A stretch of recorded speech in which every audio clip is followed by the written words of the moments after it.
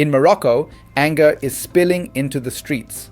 For the fourth straight night, young people filled city squares and avenues, staging some of the country's largest anti-government demonstrations in years. What began as peaceful marches has escalated into violence, destruction, and a nationwide debate over the government's priorities.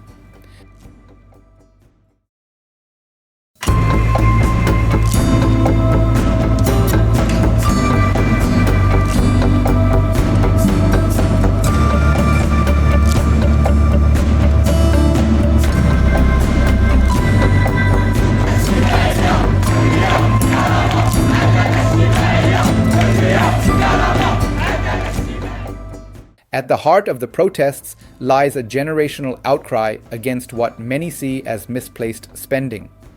With billions of dollars being funneled into preparations for the 2030 FIFA World Cup, protesters accuse leaders of neglecting vital services like healthcare, education, and job creation.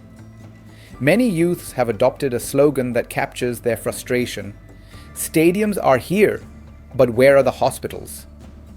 The demonstrations, dubbed the Gen Z212 movement, are leaderless but highly coordinated through platforms popular with Moroccan youth, such as TikTok and Discord. Organizers released a statement on Discord, insisting that the right to health, education, and a dignified life is not an empty slogan, but a serious demand. They urged participants to remain peaceful while condemning what they described as repressive security approaches by authorities. Despite these appeals, clashes have grown increasingly violent. Local outlets and eyewitness footage showed protesters hurling rocks and setting vehicles ablaze in cities such as Inzagane and Aitamira. In Oujda, eastern Morocco's largest city, one demonstrator was injured when a police vehicle rammed into crowds. The government has responded forcefully. Morocco's Interior Ministry said the protests, which are organized anonymously, lacked official authorization and would be handled rigorously and firmly. It reported that 409 people had been taken into custody nationwide. Authorities also confirmed that 263 members of law enforcement were injured, 142 police vehicles were damaged, 20 private cars were vandalized, and 23 civilians sustained injuries in the unrest. Amnesty International's regional office weighed in, urging Moroccan authorities to engage with the youth's legitimate demands rather than relying on repression.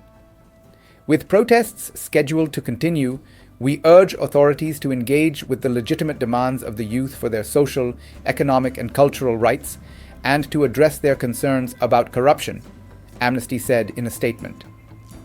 The movement has also drawn strength from tragic recent events. The deaths of 8 women at a public hospital in Agadir have become a rallying cry, highlighting the deteriorating state of Morocco's health system.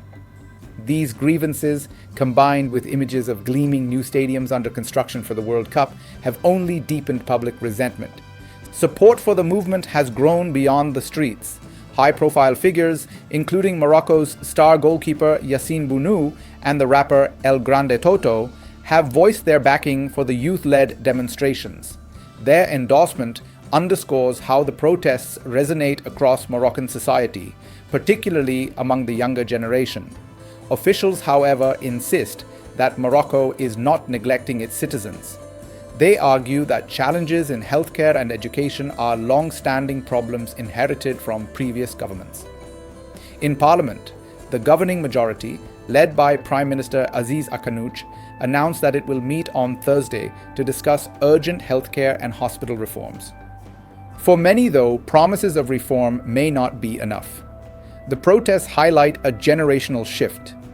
Young Moroccans, highly connected through social media, are no longer content to wait patiently for gradual change. Inspired by parallel youth-led protests in places like Nepal and Madagascar, they are pressing for immediate solutions. As Morocco braces for further demonstrations, the government faces a critical test. It must find a balance between its ambitious global ambitions, symbolized by the 2030 World Cup, and the urgent demands of a population that feels left behind. If it fails, the unrest could escalate into one of the country's most significant political crises in recent memory.